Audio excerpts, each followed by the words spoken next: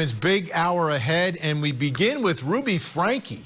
Over these past few days, a lot more information has come out about the arrest of Ruby Franke and Jodi Hildebrand. Hildebrand and former 8-passenger YouTuber Ruby Franke are in custody tonight, facing several charges of aggravated child abuse. These parents are treating their kids like shit and exploiting their kids for money. The 8-passengers family. Attorney for Ruby Franke's husband, Kevin, comes on to explain his client's current situation. So there's been a few days since we spoke about the 8-passengers situation regarding Ruby Franke and Jodi Hildebrand. 8 passengers, particularly the mother, Ruby Franke, and her business partner, Jodi Nan Hildebrand. But today we are talking about Ruby Franke and 8 passengers.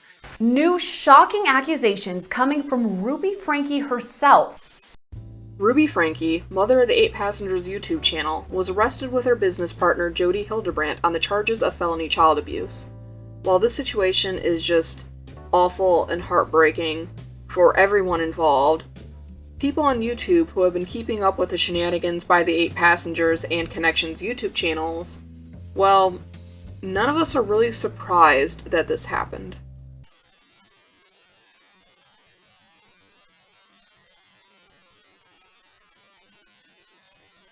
Hey there, I'm here to interrupt your regularly scheduled entertainment. Ruby Franke started and ran a YouTube channel called 8 Passengers featuring herself, her husband, and her 6 children. She is a Mormon woman who used religion and strict parenting methods in order to raise her kids. To be blunt, the way that she filmed her behavior towards her children and the general world at large just kind of screamed like classic Karen. From being pissed off that her kids were being taught a dance at school to a song that she didn't like. I said, in the end, you're not going to answer to those 30 parents who think this is a good idea. And you're not going to answer to me who is telling you this is wrong. I said, you will answer for what you brought into this school and exposed these children to. And she says, yeah, I will, and I'm fine with it. I am 100% fine with what I've chosen. I'm like, that's sick. I said, to finding things in a neighbor's garage because she was being nosy, and saying things like food was a privilege to be earned. And my kids are literally starving. I hesitate to say this because it's going to sound like I'm like a mean barbarian, but I told the kids, I said, I'm not even going to let you eat breakfast until you get your chores done. Basically, if the world didn't revolve around her and her views and values, she threw a temper tantrum and caused problems to literally everyone around her. You are not protecting them. You are introducing them to the world. And you're saying it's okay. Some of the stuff she said or did in her videos was always just so outlandish that more rational people might have had a hard time believing that this was just how she really was. It just kind of seemed the kind of stuff that someone would play up for camera dramatics, something done for views, and not how she really lived her life. Surely this kind of stuff would have been expected as completely faked, and that her kids would be in on it, and as soon as the cameras were off, they would all have a good chuckle about it. But sadly, that's not the case. She admits in a podcast that her behavior on camera for those videos was actually modified so that she would seem less bad if that was possible. She stated in the podcast that she originally was showing the videos to her mother, and her own mother was just completely horrified by her behavior in those original unseen videos, that she just had to make new videos where she was not as big of an asshole as she was before. When I first started vlogging, I was doing all my own editing. And so, midnight, I would sit down and go through my footage, and I would see all of the footage of me yelling at my kids, biting at my kids, snapping at my husband, repeat that. And it was so embarrassing. I had this moment where I remembered my mom telling me, Ruby, if you could just see yourself right now. And there I was seeing myself, and it was so embarrassing. And I thought, okay, this is a lot of work at cutting all of my crap out. How can maybe I should just stop with the yelling and the biting and the snapping. And so as I would roll the camera, it was a reminder to me, hey, cool it. It's not a big deal. I would start losing my patience, or when something big would happen, like the kids drug mud through the kitchen or something, I would first go get my camera. So I would notice my triggers and I would grab my camera. And therefore, because I was filming myself, I was more likely to make a humorous little video clip out of it as opposed to... So it actually became something that helped you develop your own, I guess, style of how to deal with these hard situations. Yeah. One of the first videos where I realized, okay, this is going to work was I was in a rush to take Russell to the dentist, and he was freaking out, anxious, didn't want to go. He was hiding underneath the table. And Eve was little. She was sitting on top of the table and milk got spilled. And I thought, okay, you know what? Camera needs to get off. Mama Bear needs to come out and start, kicking these kids around. And I thought, I bet there's another mom out there who's going through the same thing. I'm just going to keep the camera rolling. So I was really motivated to be a good mom. I didn't know what that meant or what that looked like. And as I was faking patience and as I was faking trying to be humorous with my kids and maybe a little less controlling, it started to become natural. And I, if the camera was out of batteries or if I was somewhere and I had forgotten my camera and I would be triggered to get angry or go into control mode, I would say, oh, I can just pretend like I have the camera on. And after years of that, we've been doing this for almost 5 years. It's become who I am. Yeah, it started out feeling like faking, but now it's natural. It's really who you are. With the knowledge that her public-facing videos, riddled with her bigotry and abuse, was her trying to be on her best behavior, it begs the question just how much more horrific she was behind the scenes. Ruby became entangled within the web of another psychological abuser, Jodi Hildebrandt, and they began to work on the Connections together, a parenting advice group, if you would like to call it that. Ruby had met Jodi, supposedly, after sending her eldest son to her counseling services. Now, with my tinfoil hat in place, my theory behind why Jodi kept Ruby around to participate in the Connections project was not just out of the goodness of her heart and wanting to help Ruby become a life coach, but rather because Ruby's audience on YouTube. While Connections did technically exist for a few years prior to Ruby partnering with Jodi, Connections didn't really exist in the same capacity that it does now, and that's likely due to Ruby's YouTube fame and influence driving an audience of both supporters and critics to the Connections pages. One has to wonder if Jodi invited Ruby to become a co-host on the Connections group strictly to take advantage of her status. Connections was a parenting advice group that taught the values of cult language.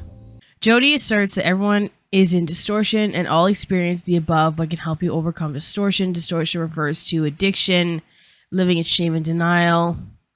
Of course, they have sex pornography addiction, things that churchgoers like to focus on and make into a hyperbole, knowing you are not enough, being codependent in your relationship, living in lust again, being sexually attracted to your spouse. I never thought I'd make a cult, allegedly, hypothetically, in Minecraft, to cope that hard with, that I don't want to bump uglies with my husband, you know what I mean? So the 3 principles are impeccable honesty, rigorous personal responsibility, and humility. So she equates her 3 principles of being impeccably honest, rigorous responsibility, and humility to absolute truth when connecting with others, comparing the natural phenomena such as gravity.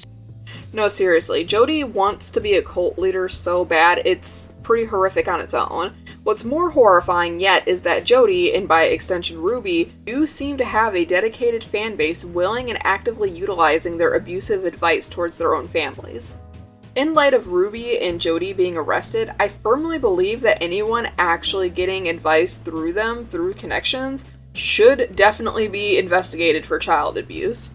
While listening to Jodi and Ruby talking in their Connections videos, they don't even really sound like they're talking in earthly language. Talking with group-specific buzzwords like living in truth and distortion, I just sat back through every one of the lectures that I found and wondered, what the fuck are these people even trying to say? What little you could actually understand from their advice videos and text paragraphs amounted to a lot of victim blaming, specifically blaming children for the behavior that their parents were expressing concern about. It's very difficult to give legitimate breakdowns of the videos due to just the overuse of their cult buzzwords, but most of the advice they gave was rooted in bigotry and harmful, psychologically abusive tactics. I specifically remember one video, which I'll insert clips, in which they were talking about a parent being concerned about a child with an eating disorder and how they blamed the parent and child both because they said it was a tactic by the child to control and manipulate the parent, and that the parent was just letting their kid manipulate them. And their advice to solve the problem the problem of the child having an eating disorder, was to take away any and all outside influences from that child, aka isolate the child and destroy their support networks outside of just the parent. Just overall, just horrifically bad advice, really gross ass mess. Just don't do that. She just knows she's getting a hit by not eating, and she's getting a hit by lying about it. And you are so easily fooled that you go along with it. So what you need to do is get big and say, no, I know exactly what's going on here. I will not be lied to. And then her world needs to get really, really small. I don't know if she's involved in a friend group. I don't know if she's part of you said she's not part of sports. I don't know if she's part of any extracurricular group. I don't know if she's doing after school things. I don't know what she's involved in, but you need to know more about where your daughter is. You need to know who she's around. You need to know what other influences are coming into her life. I would get her off of the smartphone, off of the phone, off of the internet, because all of those are sources that endorse and enable and encourage the lack of eating. After their arrest, people within Jodi and Ruby's lives began to come forward with tales detailing things that they had seen or experienced firsthand. Neighbors from around Ruby's home and Jodi's home gave tales of the children wandering the streets unsupervised at young ages, lonely and looking for friends after they were homeschooled. They also talked about how the kids were forced to do yard work in extreme heat without access to shade or water. The neighbor from the inciting 911 call stated that Jodi was a bad person. One of Ruby's cousins came forward to speak about how Ruby's treatment of her children was definitely learned behavior from the general family at large, citing that even their parents would commonly use food as a reward or withhold food as punishment, and that they would tie up their children in other methods of abuse. My mother handcuffed my sisters when they were young, and a lack of food wasn't uncommon, but it wasn't out of a lack necessarily of money. There was a time when it could have been prevented, but it wasn't. The lack of food, I mean. And the handcuffing, that happened to my family too, with my own mother. On the other side, Jodi's niece, Jessie Hildebrandt, came forward with tales of her aunt's counseling services and how she treated children during those counseling sessions. She said that Jodi would take away anything that made her feel confident about herself. Jessie cited as an example that she had really long hair and loved that about herself, but her aunt made her cut it all off because she wasn't allowed to have anything that made her feel nice about herself. So anything that gave me a sense of worth, I was not allowed to have anymore. I had really long hair that I loved. Had to cut it all off because it gave me a sense of worth. Going to school gave me a sense of worth, not allowed to do it. I was homeschooled for, I think, about half a semester until I was not allowed to go to school at all. We actually see a very similar abuse tactic with Ruby in the 8 Passengers channel, when she made her eldest son quit playing sports because it made him feel confident about himself, and he noticeably put in a lot more effort in his life in order to be able to play that sport. I have a pretty controversial experience that when I share it, people are kind of like, what?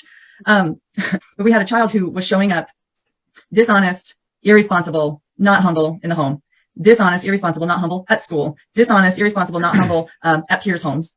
But there was one place he always showed up, and that was at his sport of choice, football. And he did exactly what the coaches said. If the coaches told him to do something, he'd do it, and he'd do it extra. If he saw teammates who were upset, he would rally them. He was on time to practice. He stayed and helped clean up. I mean, the coaches loved him. The teammates loved him. He showed up and performed exactly as expected at the games. And I remember the day when I had a shift in perspective. It was like, because that's the only place he's showing up responsible, that's the one thing that he needs to get rid of. We need to get rid of it because he's being compartmentalized and he's manipulating, because obviously he knows how to show up responsible because he's showing up responsible. He just doesn't want to show up responsible at home. He doesn't want to show up responsible at school. He's not willing to be honest, responsible, and humble for his thoughts, his feelings, and his choices everywhere else. He's just doing what he wants. And he just happened to want to be above and beyond at football. Why? Because that's where he was getting his worth. Yep. And so when we took away football, we took away his worth. That's what it felt like to him. Mom and Dad, you're taking my worth away. Who am I without football? Well, son, that's exactly why we're taking it away. Considering connections had been a thing for a few years prior to Ruby's involvement, you might wonder if she was actually already getting parenting advice through the connection forums. Another thing that Jessie says in her interview detailing about Jodi's counseling therapy methods is that Jodi just would not believe anything that she said no matter what. And as such, she would often duct tape her niece's mouth shut because if you can't say anything honest and if you're only going to lie, she wasn't allowed to talk at all. And also she was convinced that every word that came out of my mouth was a lie. And that, gave her rationale to put duct tape on my mouth. And that's why I was always duct taped, because every word I said was a lie. And that needed to be physically reiterated and to show that as a reminder that everything I say is a lie. Things got progressively worse and worse and worse because I wasn't getting better. She would say, I'm trying to make you so physically uncomfortable that it forces the sin out. And so that's when she started, had to sleep outside in the snow. Also during Jessie's interview, she even cites how Jodi's own daughter was estranged from her due to her treatment of her family, and also tells about how Jodi's husband had divorced her, and in retaliation, Jodi proceeded to try to ruin his life in a similar manner that she had done with other male clients for her counseling services. Has nothing to do with her mother. Changed her name, has no contact with her. Alex has worked so hard to build a beautiful life for herself. This may be strong words, but that Jodi tried to destroy her ex-husband. Oh, 100%. Through the legal system. Through the legal system and through the church. She tried to have him excommunicated. She tried to have his temple recommend taken away. She said horrendous things about him. I don't know him personally, but Alex, her daughter, and we've kept in contact over the years. She has a beautiful relationship with him, loves him to death. He loves her. He's so supportive, so kind. Besides dealing with one-on-one therapy or counseling or whatever you want to call it, Jodi also offered marriage counseling. Reviews on Jodi's services claims that she would readily turn a wife against their husband and trigger them to split, with many of these reviews sounding like Jodi was a skilled manipulator and would actively try to brainwash her clients. For some reason, she believed that, their marriage had to die in order to fix the marriage, which makes absolutely zero fucking sense. I have grave concerns about the organization called Connections Classroom and Moms of Truth. My husband and I took the first course for couples and benefit from being reminded not to tell ourselves unhelpful or untrue stories and invite one another to listen when we have another perspective to share. However, there are some serious red flags we witnessed while taking the course through subsequent exposure to Connections. Though I recognize the need for helpful counseling to help heal relationships, destructive division is actually what Connections is perpetrating.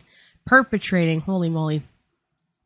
Biggest problem I see is that Jodi and Ruby do not use principles they purport to teach. Instead, the golden rule type language and patient understanding interactions, they often harshly and forcefully shame and batter people down in a harsh and cruel manner when they ask questions or have concerns, though they are kind to those who agree with them. In all fairness, Jodi appears to have started off her career with noble intentions, but those intentions are all called into question by past and current professional peers who see her methods, manners as emotionally and mentally detrimental, even abusive. Ruby, who is known for her role as a YouTube influencer and a person trying to help families succeed at home, is a gifted, intelligent woman. But something has changed. For example, Jodi and Ruby seem to think themselves synonymous with truth, always written with a capital T, which makes it appear that there's some type of God complex going on, and it gives off warning signs of a cult-like mentality. One client gave recountment of how Jodi manipulated his wife to leave him and then further pressured her to ruin his life in a variety of ways, like getting him excommunicated from his church, revoking visitation with his children, and even filing lawsuits against him for harassment and other things to ruin him financially and legally. Jodi Hildebrandt's more sophisticated than a normal person. In a lot of ways, she evolved into what she became. She would put us in a phase 1. There's phase 2 and phase 3 of the particular group she was in at the point. And phase 1, it wasn't very intense. It was lighthearted and fun. And, think of like a PG movie or something, and a lady that's just charismatic and fun. and teaching these principles about delusion, denial, and all this kind of stuff. Codependency, using small examples in people's lives where they didn't realize they were in this state, and the whole room laughing about it. That was phase one, and it was, couples, all happy couples, thinking they were with this incredible lady. When she separated the couples into all women and all men groups, then after she gained everyone's trust, then really bad things began to happen. And what's different in my case is that when I chose to leave this like cult-like group, Jodi tried to punish me, and she worked through BYU Honor Code office and legal measures to try to hurt me. And I have the emails between my ex-wife and her planning out all this stuff, talking about what the real issues in our marriage were, and then them evolving that into something drastically different with allegations that would totally destroy your life. And how that evolution happened from what they originally were like is just astounding. I had to come forward because when I heard that they were doing the same thing to those little kids that they did to me to hide their crimes, it was totally predictable. And I knew my records would just completely show the world the truth of how dangerous this lady really is. And clients that are close to her that are probably not really good people in the first place, but that she enhances their abilities under her guidance to do incredibly criminal things. With this knowledge that Ruby had split from her husband Kevin, it's not outside the realm of possibility that Jodi could have been a very big contributing factor for this. Law and Crime Network also sat down with Randy Kester, the attorney for Ruby Franke's estranged husband, Kevin Franke. Kester says that after Ruby Franke initiated a separation between the couple, Kevin Franke received counseling from Hildebrand. During the separation, Kevin was attending men's groups that were facilitated by Jodi, and during those groups, he was being downgraded and diminished, and told how bad he was, and that he needed to repent, and that the best way to repent was to not infect his family with his problems, and so that's why you need to stay away. Jodi seems to have a very specific specialty of brainwashing her clients into becoming budding members of her cult. Firstly, she seems to isolate them from their support networks, convincing them that their loved ones were a negative influence on their lives. And then she would further ruin the lives of those loved ones to prove that negative influence. And then she would manipulate her client into believing that their own self-worth and self-respect was the cause of all of their problems to begin with. With the knowledge that Ruby was a horrible mother, not only on camera, but self-reportedly worse off camera, and then her being enabled by the silver-tongued manipulation of Jodi, it came as no real surprise when Jodi and Ruby were arrested. While in the care of Jodi, one of Ruby's children, her 12-year-old son, had escaped from Jodi's house and ran to get help from a neighbor. The neighbor had called 911 due to the child appearing emaciated with open wounds and duct tape around his limbs. When the police and paramedics arrived, they found out that this child, as well as his 10-year-old sister, and another child had been reportedly locked within a basement bunker under Jodi's garage. Whether or not they actively found the kids locked in that garage or just evidence that the kids had been there previously, it's a little vague in the arrest warrant, paperwork. He says it's a large room, it's a panic room.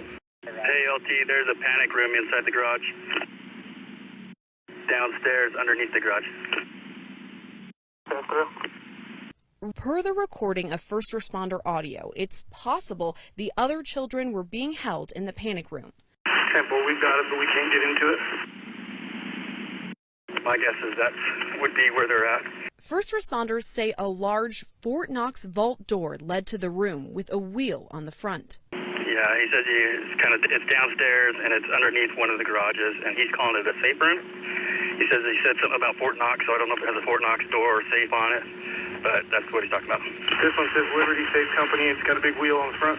Law and Crime Network reached out to the Santa Clara Ivins Police Department for more information about the rescue and that panic room, but we're told that no new information or details could be released as the investigation is still ongoing. Although the arrest warrant paperwork does state that there was like tools and stuff down there to tie up kids, and there was also like honey and cayenne pepper, and the 12-year-old son said that Jodi was using the cayenne pepper on his open wounds, which, holy fuck, dude. According to a warrant signed on August 30th, the victims told police that Jodi Hildebrandt used rope to tie them to the ground, and when they had wounds from that rope, she used cayenne pepper and honey to treat them. Documents also reveal that a third Frankie child was inside the home and was reluctant to talk to police. The neighbor's 911 call had actually been released, but he seems pretty shaken up and kind of contradicts not only himself, but what the child is saying to him in the background to the 911 operator, which honestly is pretty understandable given how stressful the situation must have been to have this clearly abused child begging for help on his doorstep. Tell me exactly what's happened. I just had a 12-year-old boy show up here at my front door asking for help. And he's said he just came from a neighbor's house, and we know there's been problems at this neighbor's house. He's emaciated, he's got tape around his legs, he's hungry, and he's thirsty. Okay. Is your door locked? No, I'm sitting outside with him on the front patio. Okay, cool. And he asked us to call the police. What's So the he's name? very afraid. Are the neighbors out of their home, or is anybody looking for them that you can see?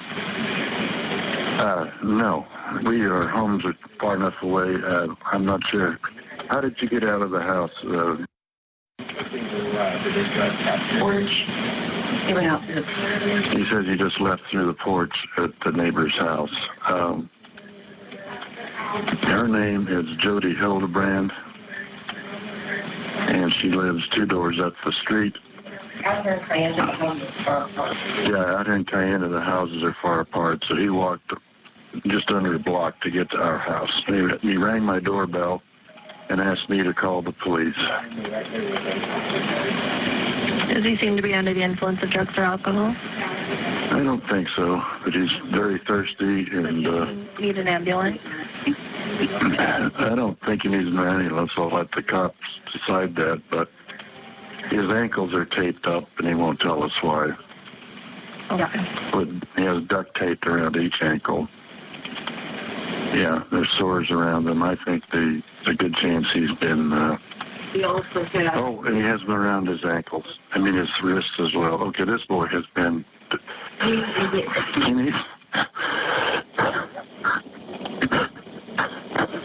This kid has obviously been... I think he's been detained. He's obviously covered in wounds. Okay. Let's get the paramedics headed over that way, okay? Oh, that's a good idea, too. Let's see. Has he told you where his mom or dad are? I haven't asked him that. Yeah. You know where your mommy is? I really got you. Yeah, I'm sure that doesn't matter, son. Do you know where your mom and dad are? Well, actually, I don't know where my mom is, but I do know where my dad is. He's not anywhere here. Really, nowhere here. Okay. No, he doesn't seem to. He says he knows where his mom is, but... he doesn't know where his dad is. That's correct. I do know where my dad is. Is his mom home? He doesn't live. He just says he doesn't live around here. Okay. Separate for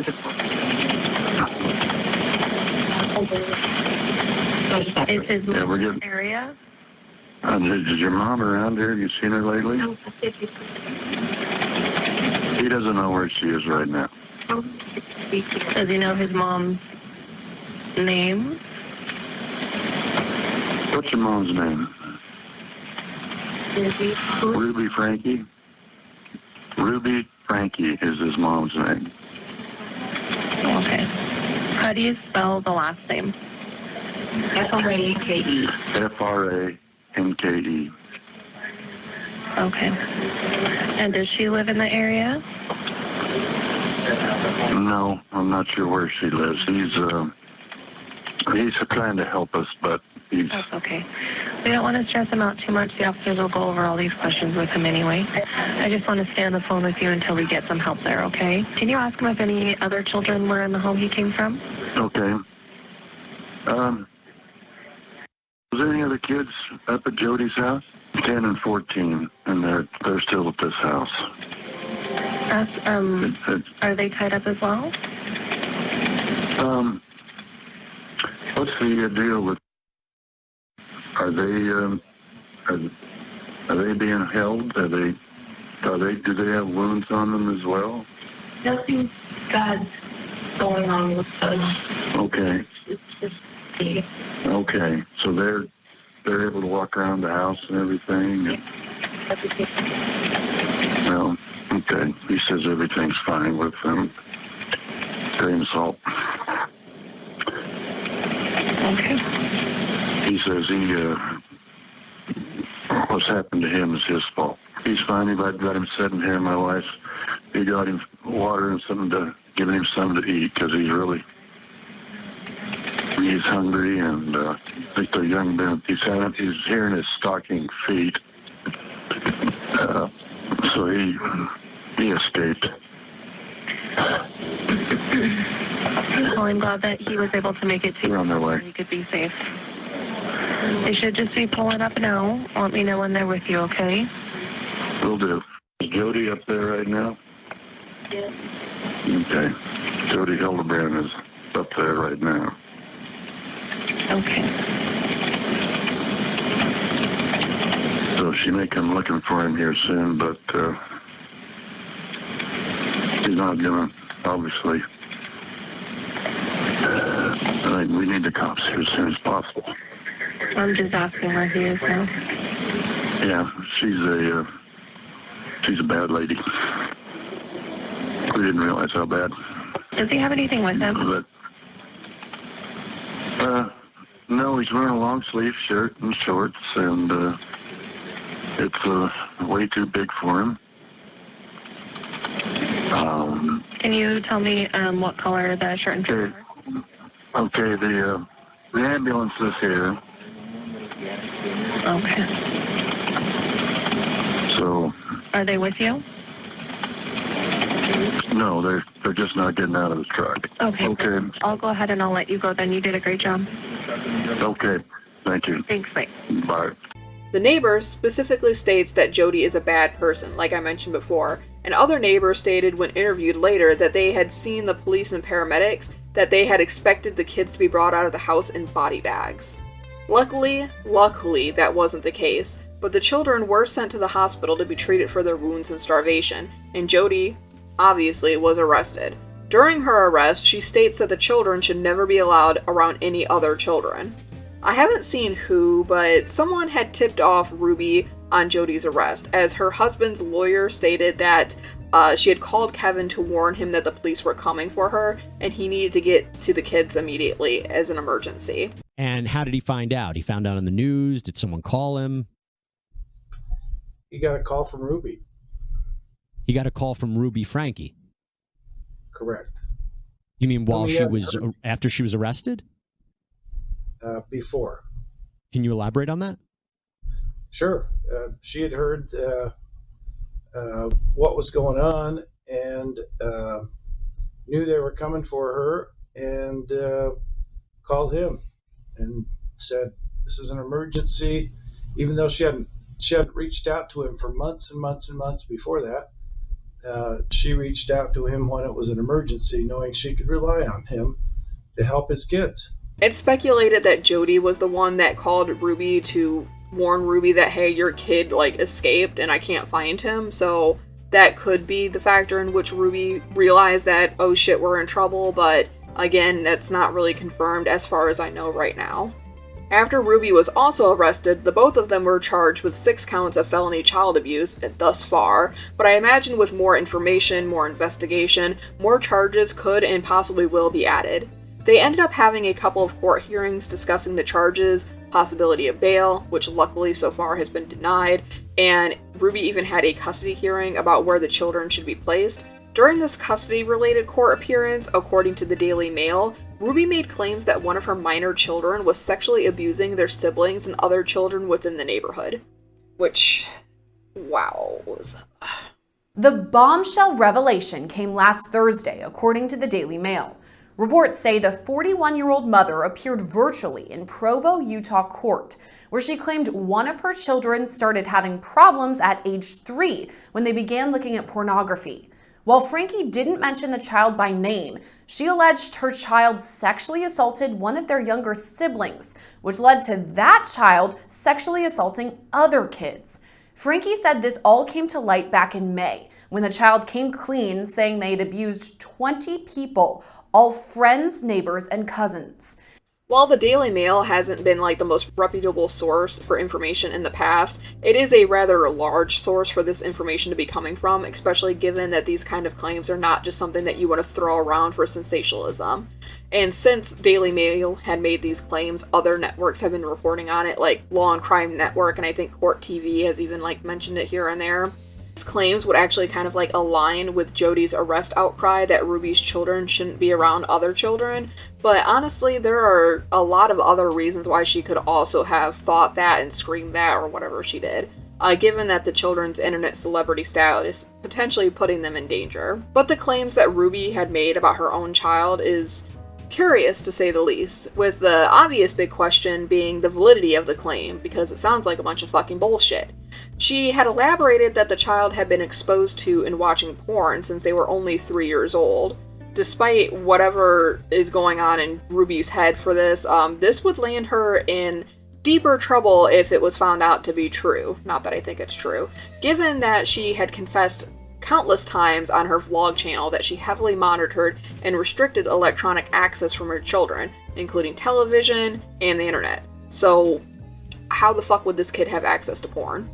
Some reviews from Jodi's relationship counseling services would cite that she would claim to have these psychic-like visions in her sleep and used people's gullibility to believe in these visions in order to ruin relationships. She would rationalize and validate these types of behaviors through dreams and visions. She would have these dreams that God came to her and told her that I had had an abortion. And so no matter what I said, I was a liar. Honestly, I can't fathom the way that religious people think, but I digress on that. Let's not get into that debate. I seriously have no doubts that all of these claims of the child being a sexual predator was probably just some delusion fed to Ruby by Jodi after a nap, considering that the only other alternative in my mind being that Ruby and Jodi were making these kids do stuff, and that's going to need a lot of search warrants to find, but we can all hope that that just isn't the fucking case. Please God, don't be the case, seeing as these kids have just gone through so much as it is. Jessie, Jodi's niece, also backs up the notion that the claims against the children were more than likely bogus, as she cites that Jodi would very often force out false confessions from her past victims. Jessie says that during her time with Jodi, she was forced to confess that she was a sexual deviant herself, which I think was related to masturbation or something, despite these claims clearly not being true. She was convinced I was also masturbating. I had a masturbation problem. I didn't even know female anatomy people could masturbate. I didn't even know that. But because she was convinced, I was also not allowed to use tampons because she was convinced I was masturbating with them, which is insane. And with the knowledge that one of her clients had also been accused of having a porn addiction, this client was, I think, the one that caused her therapy license to be revoked for 18 months or whatever. You have to wonder just how often she uses these weird delusions of sexual deviancy as a way to gaslight and punish her victims. Seriously, what the fuck is with Jodi's obsession with villainizing sexuality? Being sexually attracted to your spouse. I never thought I'd make a cult, allegedly, hypothetically, in Minecraft, to cope that hard with, that I don't want to bump uglies with my husband, you know what I mean? One thing that has really been bothering me about this whole entire ordeal has been more mainstream outlets reporting on the subject, as well as bystanders just learning about Ruby and Jodi, are all being pissed off at people plainly stating that they saw this coming and weren't surprised with this outcome, because we weren't. And they're going on to say things like, well, if you knew what was going on, why didn't you do anything? Why didn't you have called CPS and this never would have happened? You know, what's funny about this is if the child is being abused to the extent that we see here, why, how did not other people see this, see signs on the children of injuries and or things like that? But that's the thing. That's the thing. With recent interviews with neighbors, people had been calling Ruby and her husband Kevin for years, and nothing was ever done. Even before her arrest, Frankie was the subject of child abuse claims after she posted multiple controversial videos, like one video about withholding food from her daughter, or a different video where she forced her son to sleep on a beanbag for 8 months. But like I just mentioned, the police have been getting involved with this family for many, many years, and that's became very apparent through this new article that came out. Springfield police visited Frankie's home 15 times between March 2019 and August 31. During at least 5 of those visits, police were assisted in the Division of Child and Family Services. 15 times in the last 4 years. That is a ridiculous amount. Even Ruby's own daughter, the eldest Sherry, had been reporting her mother for years with no avail. Months later, on September 18th, 2022, police responded to the Frankie home again, this time at the request of Frankie's oldest adult daughter. According to the report, neighbours informed her that her younger sibling had been left home alone for days while Ruby Frankie was in St. George with her friend. Coming from someone who had to deal with CPS for many, many, many years of my childhood, I can say with 100% confidence that CPS will do absolutely nothing when put in front of a confident liar. Most CPS visits you get will be scheduled beforehand. Surprise visits are just extremely, extremely rare, especially in my city, which gives the families more than ample time to prepare for the caseworker. Time to clean up a disgusting environment, time to coach the kids in what to say to paint their parents in the best light, time enough to threaten kids at either physical violence or claims that they will be hurt and killed in foster care. Like, there's just so much time for brainwashing in between these scheduled visits. Hell, one of the times in which CPS went to investigate the Frankie family, they didn't even get an answer when they knocked on the door, so they just taped a note on the door and left. People called us about the kids, please call us back. But some of the neighbors kept at it. They apparently called the authorities a number of times. They did welfare checks. They just kind of checked the boxes, I think. They left paperwork on the door because no one answered, and then they left. Sure, buddy, that totally sounds like something that someone abusing children would willingly do. Kids raised in the kind of situations that Ruby was putting her children through, it's easy to believe that they were brainwashed into not only thinking that their life was completely normal, but to also protect their parents because, hey, it could be worse, which is why the 911 call with the neighbor, he states that Ruby's 12-year-old son was telling him that what was happening to him was his own fault. And additionally, when the police finally came to collect the other children and investigate Jodi's house, the 10-year-old daughter wouldn't even talk to police when they came to save her. Sadly, when it comes to Child Protective Services, unless the kid looks like they could be in immediate danger, immediately look like they're going to die, either by physical wounds on their bodies or the parents actively being super horrific right in front of the caseworker, they tend to just really look the other way. So yes, while many people around the internet could see the psychological abuse that Ruby was committing towards her children, and many more people assume that there had to be physical abuse as well, we couldn't really do anything more than make petitions and reports of Ruby's behavior, and it's wrong to shame any bystander for not doing anything more to help, because we literally couldn't. It's also to note that within the LDS Church, abuse is often witnessed and never reported, according to many lawsuits and former members of the religion. And yes, of course, I have seen the thousands of comments across the internet that the LDS Church doesn't condone child abuse, and of course if they knew about it they would report it. But sadly, many people inside and outside of any religion will say things like that just to make themselves feel better. Of course I'd help someone in need, but would you? Do you now? As nauseating as it is, Americans kind of live in this very selfish bubble, and we're taught very firmly to mind our own business. And it seems that the only people who really ignore that are bigots throwing public temper tantrums. It is so common for someone, when questioned why they didn't do anything to help someone, to answer with, "I thought someone else would." It seems a little helpless, actually, with many people ignoring the warning signs, with people thinking that what Ruby was doing was okay, and even rewarding her with views and mimicry and, "Oh, well, we can't tell people how to parent their children." I think that one of the defense strategies will be, this is parenting. And if you don't agree with it, then you raise your kids the way you want and allow other people to raise the kids the way they want. And with the few people who did try to help just went completely ignored, I mean, what else could have been done? Some of the abuse that these kids suffered could have been avoided with recent knowledge that Jodi had CPS called on her when her niece had run away due to the abuse that she was suffering from. Due to Jodi's role as a therapist, those that responded to the call just kind of believed that her niece was a troubled teen and the investigation was closed before it even really started. These are American Fork Police records from 2010. We now know more than 13 years ago, Hildebrandt's niece reported questionable counseling methods to police, and Hildebrandt continued to practice for years. In March 2010, the juvenile left Hildebrandt's home in American Fork and asked police for information about a safe house. According to this police report from that incident, the teen told police Hildebrandt was mean, very strict, had called them a liar and told them they were going to be a cheap hooker one day, had forced them to sleep in a sleeping bag outside of the home, only allowed them to shower for 7 minutes at a time, and at one point placed duct tape over their mouth. Hildebrandt's niece also told police they had been wearing the same clothes for weeks and were not enrolled in school, calling this Jodi's methods of counseling.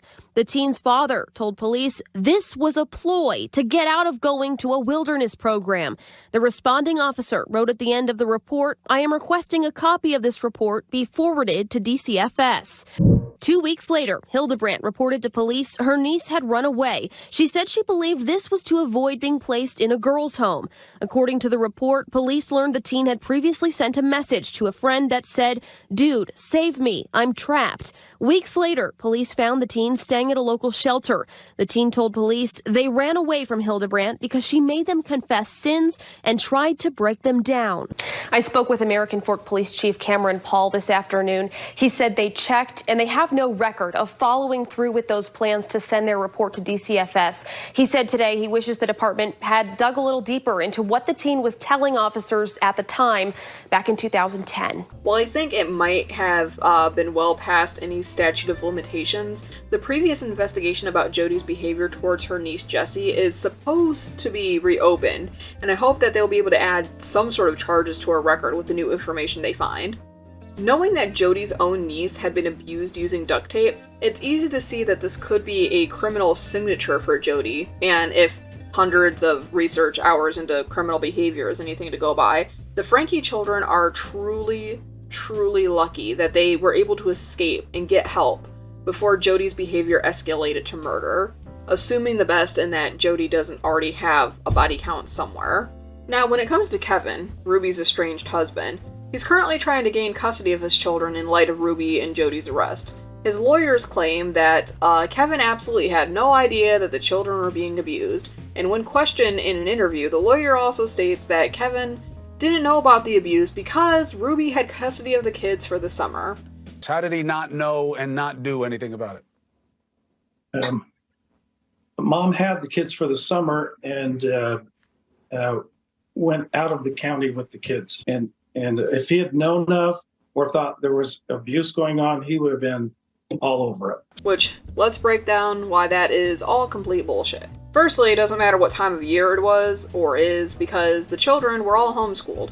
Ruby's need to horrifically control every aspect of her kids' lives led her to removing them from private and public schools, due to her believing that they were being negatively influenced by teachers and peers. Again, this goes into how does it make sense that her child had been exposed to pornography since they were 3, if she wouldn't even let her kids go to school. So. Secondly, Kevin Franke was on the 8 Passengers YouTube channel very frequently. He was on video during many sessions of recorded abuse towards the children and agreeing with Ruby throughout many of her tirades.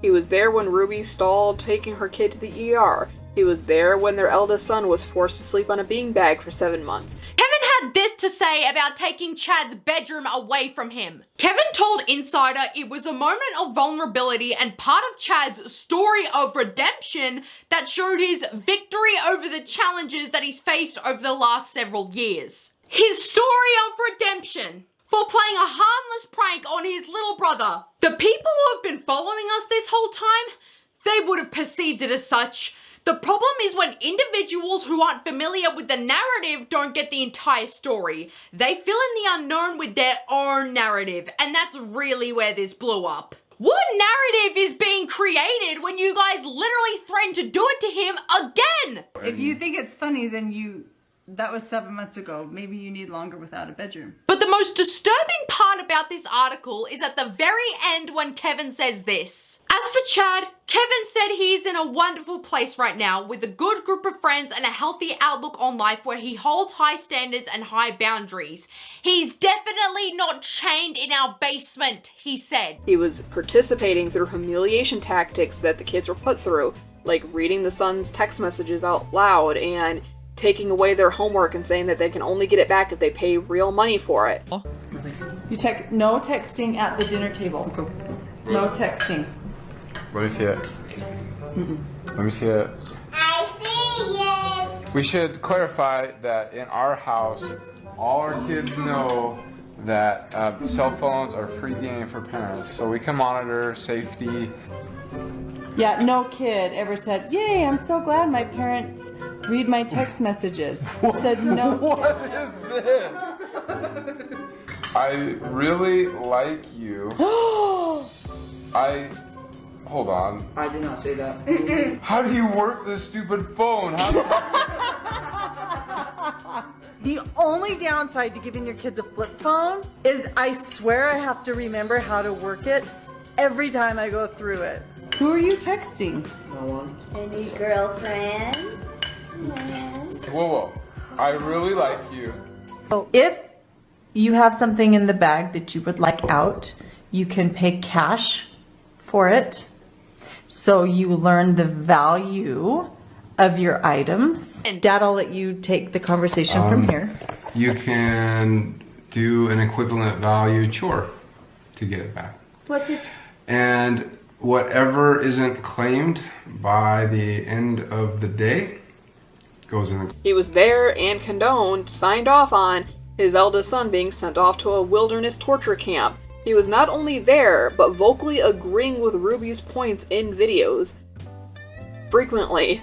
Also, the fact that Ruby had quote-unquote custody of the kids for the summer, or however the lawyer phrased it, also doesn't matter because, according to the lawyer, Kevin Franke hadn't seen his kids in over a year because Ruby kicked him out. So, why does it matter if she had them for the summer if you haven't seen them all year? Their current status, were they separated? Correct. They were separated, I read, for 13 months, so they weren't living with each other. How much was he seeing the kids? Almost not at all. Actually, not at all. During the interview with Law and Crime Network, Kevin's lawyer really hones in repeatedly, over and over and over again, that Kevin did not ever physically abuse his children and did not know about any physical abuse towards his children. Kevin never had any reason to believe that his children were being abused. He had no idea. He had no idea that this was going on. No, physical abuse had never been a part of their family. There hasn't ever been an allegation that Kevin Franke has ever physically abused his children. And I want to emphasize this. Kevin Franke has never been accused of physically abusing anyone, including his children, nor have there ever been any allegations that he was doing that. But physical abuse isn't the only kind of abuse there is, which is what is going to be really concerning if Kevin does suddenly get custody of the remaining minor children. Because with the knowledge that CPS will turn their heads at a confident liar, Kevin would be able to parent his kids in any psychologically damaging manner that he sees fit.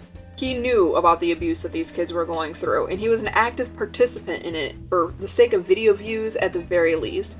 Who knew what he was like off camera? Even if Kevin wasn't on the YouTube channel, you just have to look at the reviews from his day job to see that he has issues. He was a teacher at BYU, which is like, I guess, some religious college maybe. And the reviews resound the same sentiments over and over again, that he was overtly controlling and would lash out at students with differing opinions to him. And, like his wife, he really, really hated dancing. Like, he was some sort of character from Footloose or something. So firstly, I'm going to read you guys some reviews from Kevin's former students at the Brigham Young University in Utah from 2022 made on the RateMyProfessors.com website. Because I just want to give you guys an idea of the sort of person that Kevin is. Very strange man. If you don't agree with Professor Frankie once, you are looked past for the remainder of the course. Now, if you've taken a few of his summer courses, he's trying to get you involved with Jodi Hildebrandt, who was renounced as a terrible person at BYU and LDS, and who has severe untreated mental illness. Terrible, terrible people. Unable to get in contact outside of class. He is very controlling, and you can only have the same views that he has, or you will be looked down on. It caused me so much stress that I dropped out. Professor Frankie was rude from day one. He does not respect his students at all. He was always in a bad mood and made class miserable. He would make horrible homophobic remarks and make us students feel incompetent. His classroom felt hostile and like a prison. He once pulled me by the arm into his office to yell at me for doing a TikTok dance outside of the building. Kevin is horrible. I cried every day. He's very abusive to his students, and we were left traumatized. He had a meltdown last month in front of the class and scolded everyone. I tried to contact the dean, but nothing happened. He screamed and yelled at us for using TikTok and went on a rant. He threw a textbook at me and I'm filing for battery charge. He took 10 points off my grade because he saw me doing a TikTok dance outside of class. And he said I broke honor code and was promoting pornography.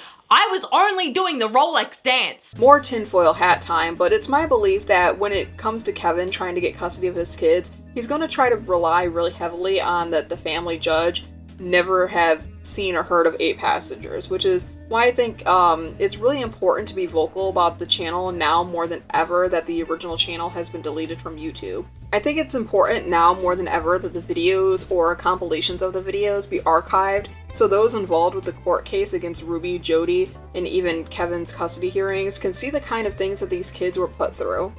Even Ruby's oldest child, Sherry, believes that these terrible things that happened on the 8 Passengers and Connections channels needs to be documented and archived, as she posted an open Google document and requested people leave links to videos and other posts, presumably to use them in court filings. As of this video, one of Ruby's and Jodi's court hearings have actually been postponed due to the overwhelming amount of evidence being supplied to the lawyer, which I think is a good thing. Yeah, Terry, this morning we were expecting to see both Hildebrandt and Frankie here at the Washington County Courthouse in St. George. It was expected to be a bail hearing, but just hours before that hearing began, we were told by officials that it had been postponed. Just in the past hour, I spoke with Douglas Terry, and he's the attorney for Jodi Hildebrandt. I asked him why this hearing was postponed, and he said because of copious amounts of evidence in this case, there's just too much to go through. The abuse has been happening for years on and off camera, so the lawyers really have their work cut out for them to get to reviewing all of it. Honestly, I wish them luck. Now, one thing that has been going around in regards to this ongoing situation that leads people to be very conflicted is the comparisons to Lori Vallow, a Mormon woman who fell into the cult trap of manipulation by a man named Chad Daybell, and how Lori had actually killed her children due to the cult beliefs indoctrinated her by Chad. I can understand why many people would be uncomfortable comparing Ruby and Jodi to Chad and Lori, specifically being that Lori had ended up murdering her innocent children and the Frankie children are still alive. However, there are some similarities to be had between these two, specifically the brainwashing from their respective cult leaders and the belief that they are the only good things to happen to their children and that any outside influence could corrupt the children. And also, I believe that the only reason why the brainwashing from Jodi and Chad worked on Ruby and Lori was because those two women already had the capacity for great evil. They just needed a nudge in the direction to do horrific acts. If you watched any of the trial footage from the Lori Vallow trial, you might have seen her closing statements because oh my god, wow, in which she stated that she believed that her children were better off dead, as they were now in a better place, free of the corruption of the world. Which, holy fucking shit, dude.